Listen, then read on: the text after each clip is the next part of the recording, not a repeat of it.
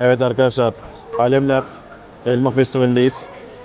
Bugün bir değişiklik olsun dedik, bir köy festivaline geldik. Buranın sanırım en meşhur şeyi keşkek.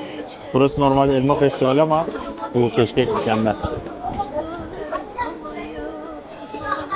Yanına turşu. Bu turşu da çok efsane. Afiyet olsun. Sağ olun.